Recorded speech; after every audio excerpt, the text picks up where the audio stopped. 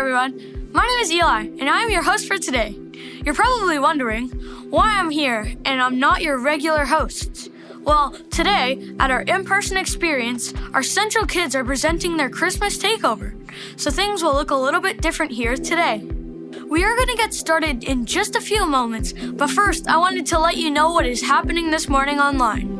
This morning, we will share some worship with you, and then we wanted to share some of our program our Central Kids have been working on over the past few weeks to help get our Christmas season started. Pastor Bill is going to be here as well to share a short message that he is sharing with the kids and their families today. So, we know things look a little bit different, but we hope you enjoy what we have put together, and most importantly, helps you get into the Christmas spirit. Well, that's all from me today.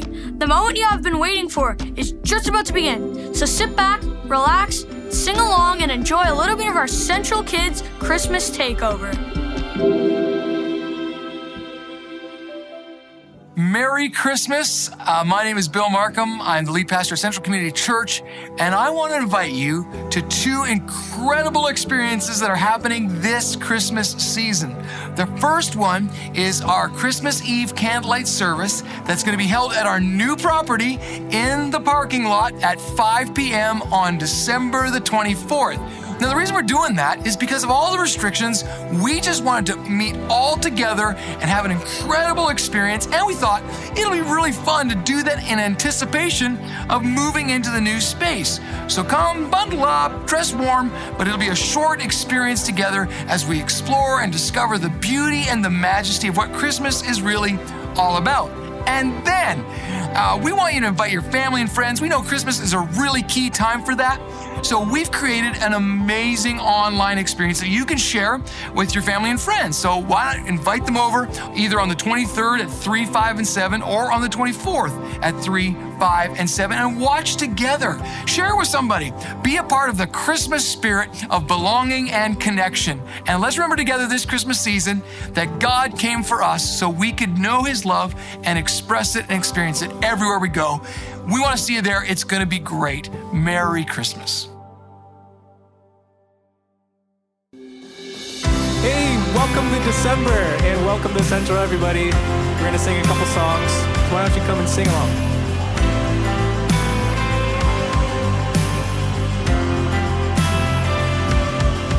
It's the season to celebrate the reason that Jesus came.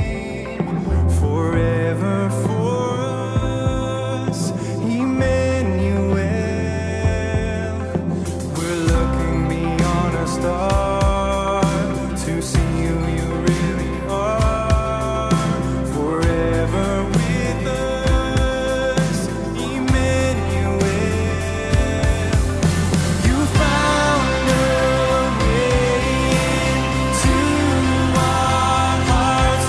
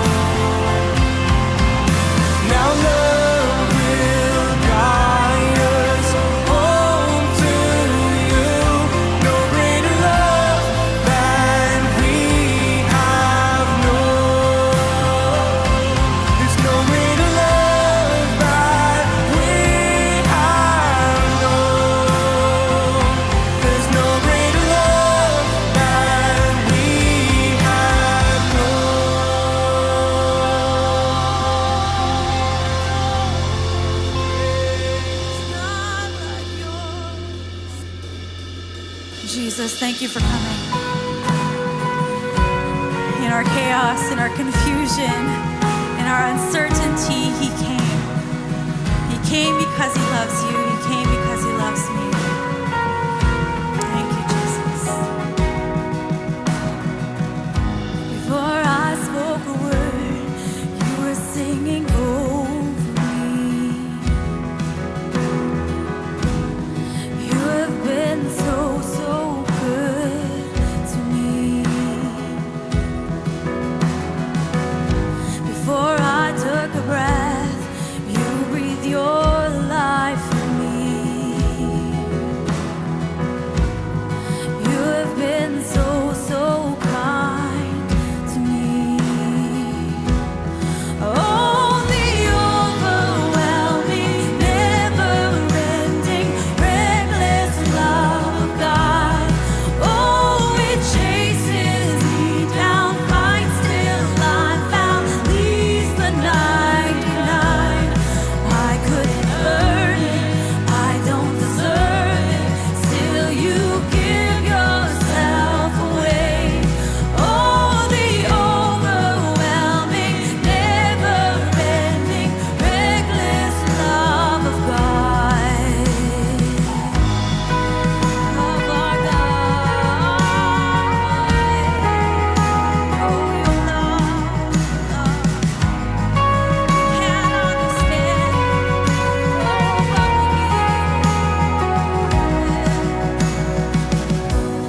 When I was your foe, still your love fought for me. You have been so good to me. When I felt no worth, you paid it all for me. You have been so kind to me. Oh, the overwhelming, never-ending, reckless love of God. Oh, it chases me down, fights till I'm found, leaves the 99. I couldn't earn it, I don't deserve it, still you give yourself away. Oh, the overwhelming, never-ending, reckless love of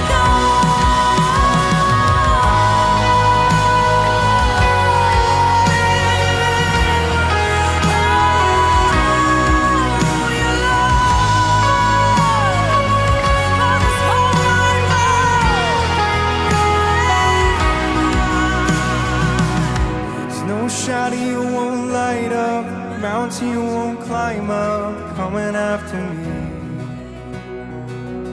There's no wall you won't kick down, lie you won't tear down, coming after me. Come on, sing that out. There's no shadow. There's no shadow you won't light up, mountain you won't climb up, coming after me. All for me, all for me. There's no wall you won't kick down, lie you won't tear down, coming after me. Oh no, there's no shadow you won't light up, mountain you won't climb up, coming after me. There's no wall you won't kick down, lie you won't tear down, coming after me.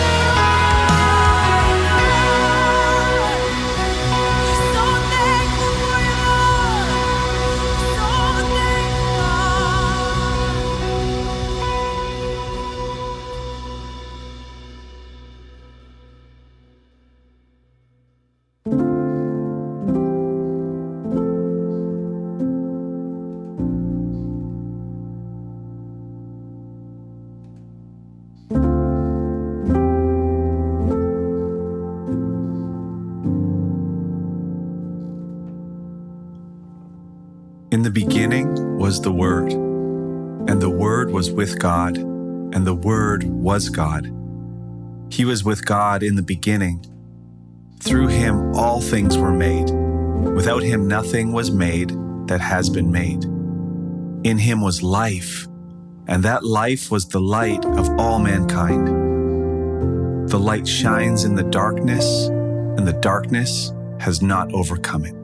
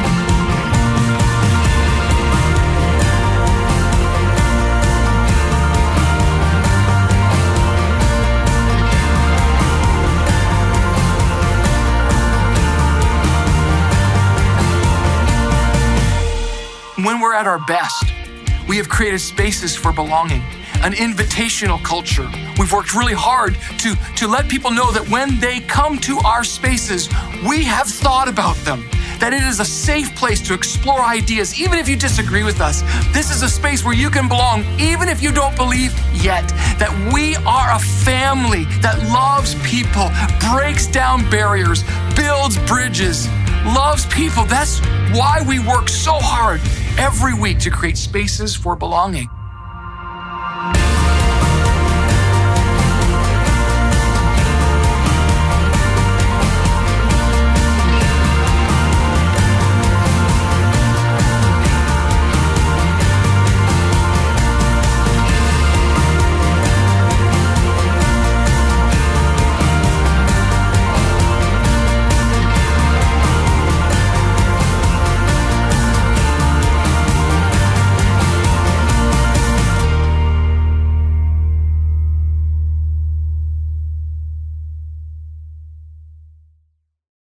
So we're looking to learn about Christmas today because we don't know anything at all. And we kind of heard that you guys might be Christmas experts. Is that true? You guys know some stuff about Christmas?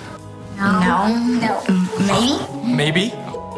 I think you guys know a lot about Christmas. How did you guys learn so much about Christmas? What is Christmas all about? It's about Jesus' birthday. Is there like a baby that's born on Christmas too? No? Jesus.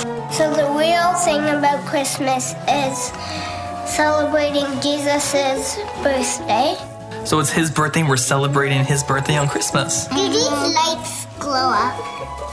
I don't know. I don't think so. I don't think so. Well, how long ago was Jesus born? Like a few years ago? 10 years ago. 10 years ago. Okay. So Jesus is 10 now. He's 10, yeah. Look, there's a button right there. The button. That's so cool. Who was Jesus' mom? What was her name? Mary. Mary. So did Mary like know that she was gonna have baby Jesus, or did someone tell her? An angel one day an angel appeared in her house and told Mary that she was going to give birth to a king, aka Jesus. And how long was she pregnant for? How long was Mary pregnant for? 7 weeks. 7 weeks. For 1 minute. 1 minute? Whoa. Oh my goodness. Yeah, because that's about the time that it takes to have a baby. That's right. I think so, yeah. That's awesome. That makes sense. Oh, that's okay. That happens sometimes, Yeah. right? Was he born like, what, at a hospital?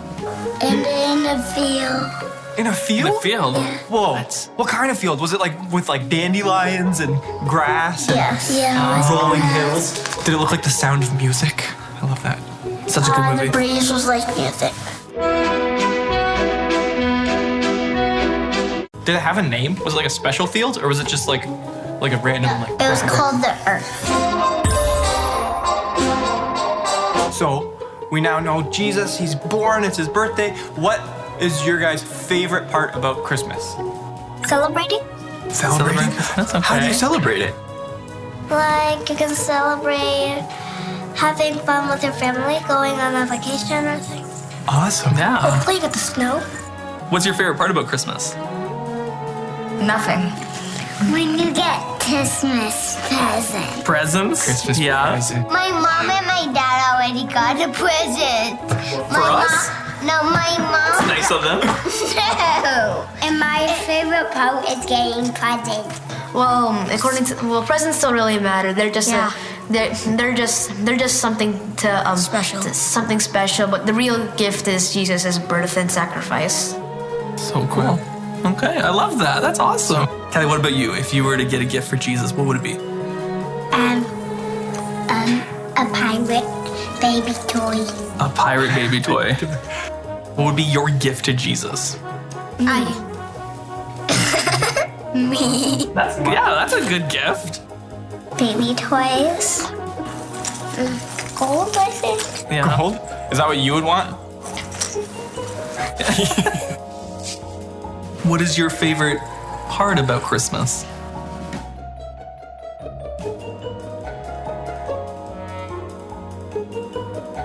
I think I've learned something today. Well, thanks, guys. I think I learned a lot. Yeah, you guys seem to know a lot about Christmas, so Yeah. thanks for teaching us today.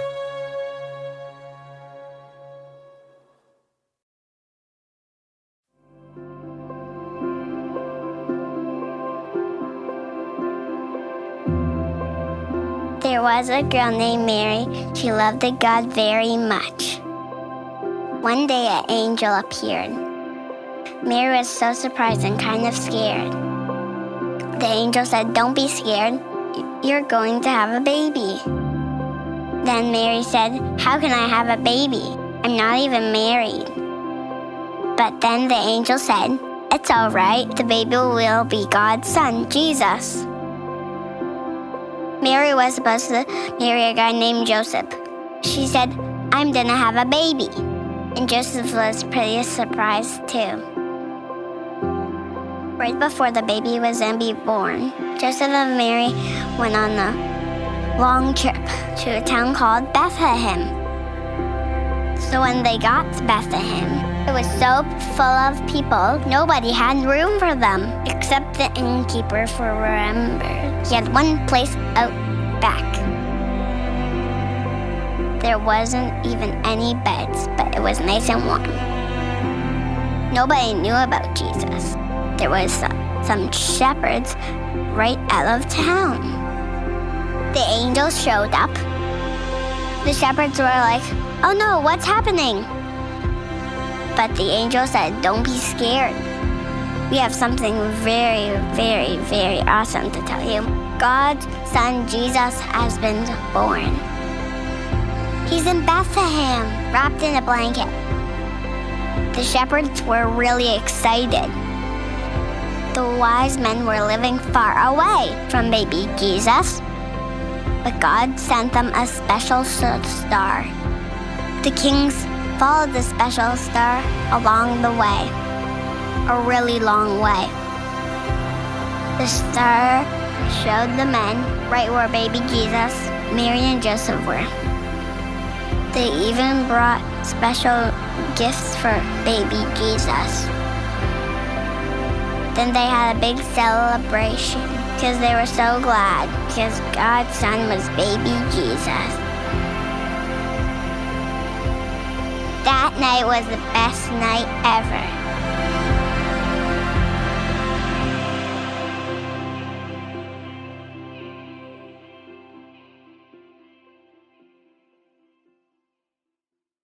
On the first day of Christmas, my true love gave to me a partridge in a pear tree. On the second day of Christmas, my true love gave to me 2 turtle doves and a partridge in a pear tree. On the third day of Christmas, my true love gave to me 3 French hens, 2 turtle doves and a partridge in a pear tree. On the fourth day of Christmas, my true love gave to me 4 calling birds, 3 French hens, 2 turtle doves and a partridge in a pear tree. On the fifth day of Christmas, my true love gave to me 5 golden rings, 4 calling birds, 3 French hens, 2 turtle doves and a partridge in a pear tree. What's a partridge and what's a pear tree? Well, I don't know, so please don't ask me. But I can bet those are terrible gifts to get.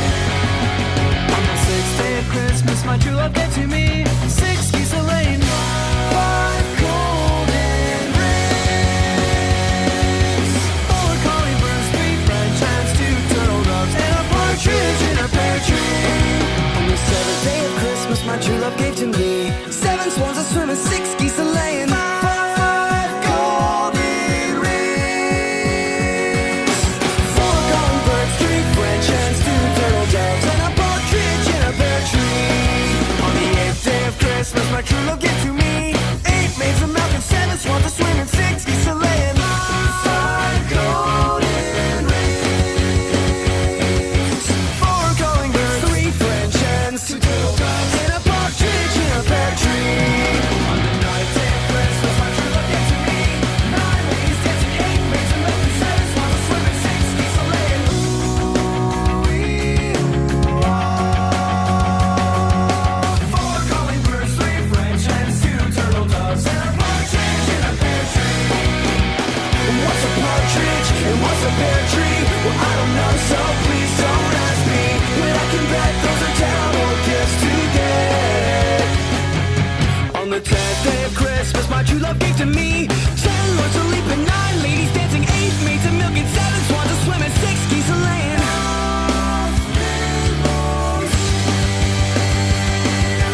4, 3 French, 2 doves and a partridge in a pear tree. On the day of Christmas, my true love gave to me 11 pipers piping, 10 lords a leaping, 9 ladies dancing, 8 maids of milk and 7 swans a swimming, 6 geese a laying. 5 golden rings, 4 calling birds, 3 French hens, 2 turtle doves and a partridge in a pear tree. On the 12th day of Christmas, my true love gave to me 12 drummers drumming, 9 ladies dancing, 7 swans a swimming, 6 geese a laying.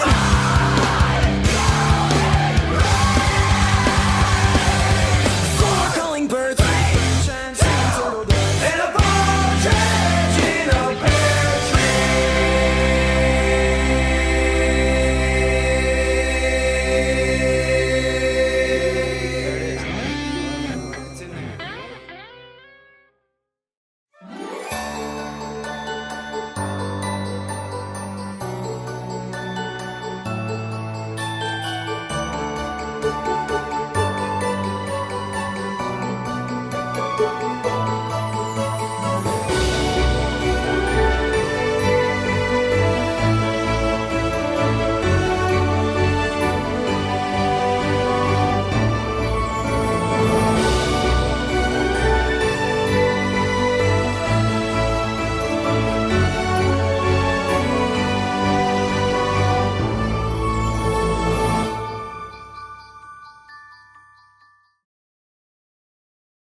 What would you wish for if you knew it would come true?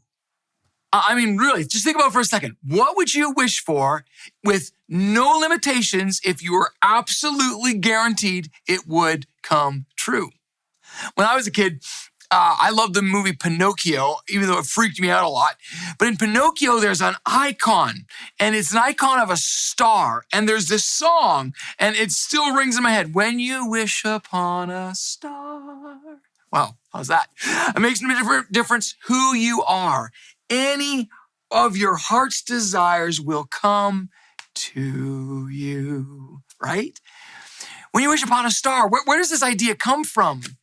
Maybe it wasn't a star for you. Maybe it was a genie in Aladdin, right? You rub the lamp and something comes to pass. Or maybe it was like It's a Wonderful Life, George Bailey, right? He flicks the thing, hot dog, right? Gets his wish. Or maybe it's a rabbit's foot. Or maybe you're hoping for the lottery. What is it about us that wishes or longs for something?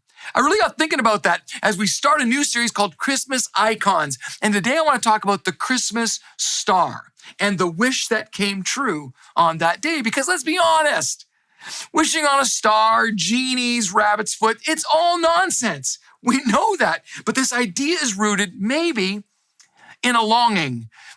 We want something. Maybe it's selfish. We want something for ourselves. Maybe it's to escape something. Like right now I'm in the busyness, right? I just want to escape. I wish I could be somewhere else sometimes, right? But actually, I think it's because we know it should be better.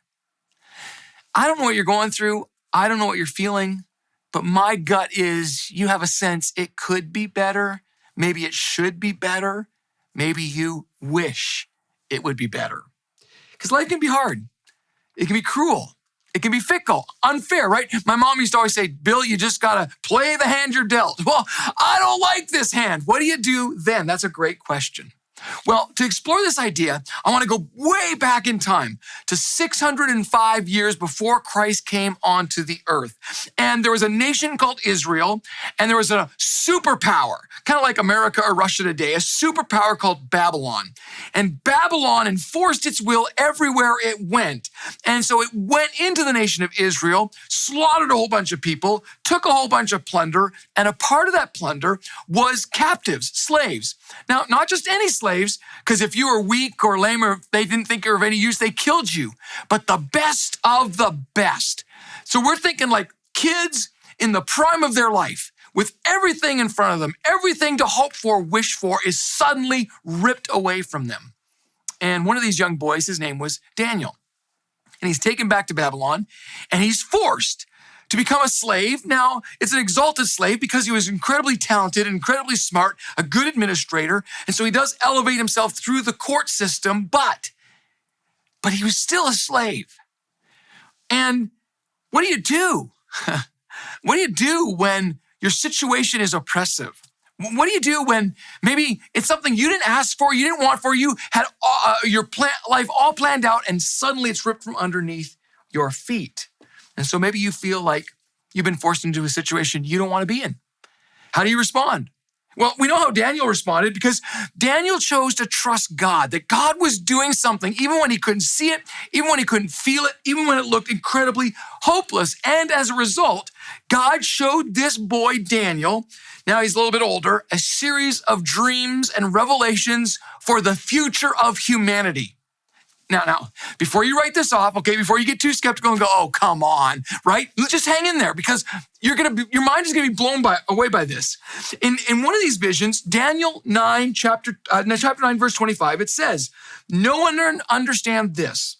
From the time the word goes out to restore and rebuild Jerusalem, okay, that was a part of the vision, until the anointed one, the ruler comes, and this was going to be a ruler who would bring peace to the earth. There will be 7 sevens and 62 sevens. And you're like, okay, what does that mean?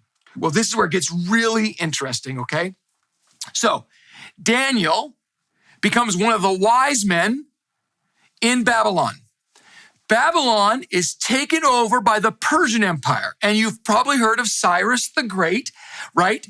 And Cyrus gave an edict. He sent the word out that Jerusalem could be rebuilt. And that moment, when Cyrus said that, started the countdown toward the anointed one. Okay, so remember those sevens, all those sevens in there? 69 times 7 is 483 years. So get this. 483 years after Cyrus sent word that Jerusalem could be rebuilt, the wise men are looking for a sign.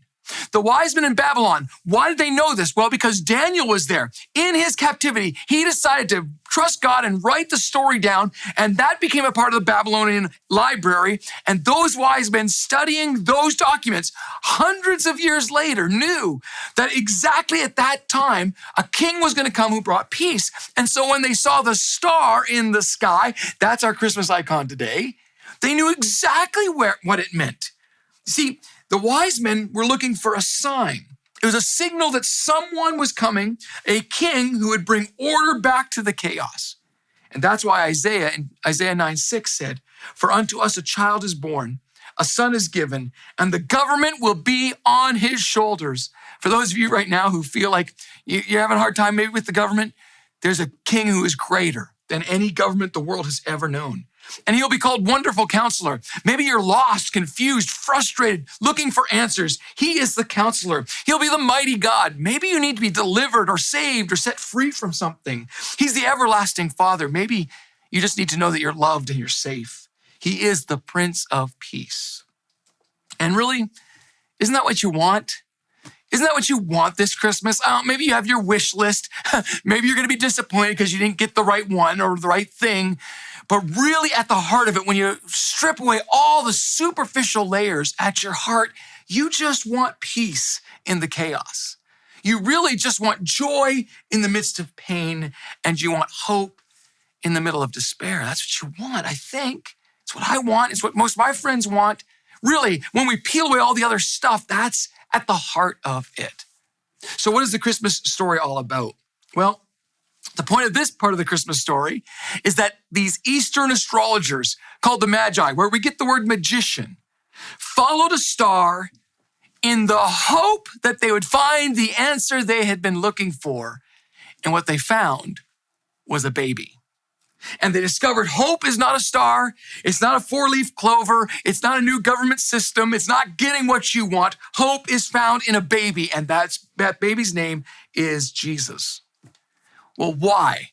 Why Jesus? Well, because he lived and died to show us a better way, to show us that it is possible to get what you actually need, what you're actually longing for from the deepest parts of you, that love actually changes everything. He lived and died and modeled that peace isn't something external. We can't always control our circumstance. It's internal, knowing that you're rooted and safe. And joy is not conditional. It's not. It can't be. It's a choice.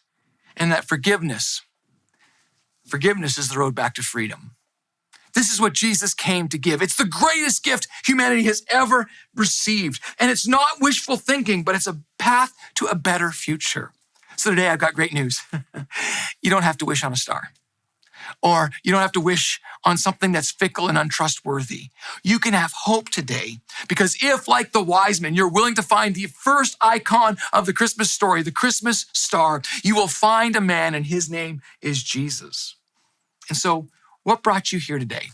I mean, not just here, you and I talking, but like here at this time, in this season, in this place. Maybe, just maybe, it was to find a better way, a way out of the darkness into the light. Well, thanks so much for joining us today. And I really want to challenge you to ask yourself, what is my next step? It could be as simple as reflecting on what we've talked about during the discussion questions, which are going to be on the screen in just a moment. Or maybe today you'd like to make a decision for the first time to follow in the ways of Jesus. And we'd love to celebrate with you. We'd love to help you on that journey. And so if you made that decision, simply text the word Central to 905-937-5610, and someone will follow up with you later this week. Or maybe you'd like to get connected in a group and explore your faith with others. The best way to do that is by heading over to our groups page at centralcc.ca/groups, and you can find the group that best fits you. Lastly, if you'd like to partner with us financially to help others get connected to God and each other, the easiest way to do that is by heading over to centralcc.ca/give. You can set up a one-time gift or regular ongoing giving.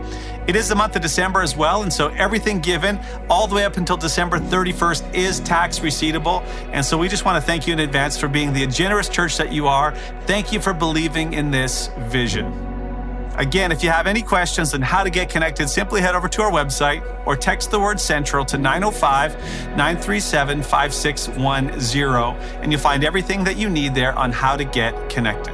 Well, that's all from me. I hope you have an amazing week, and we'll see you back here next week.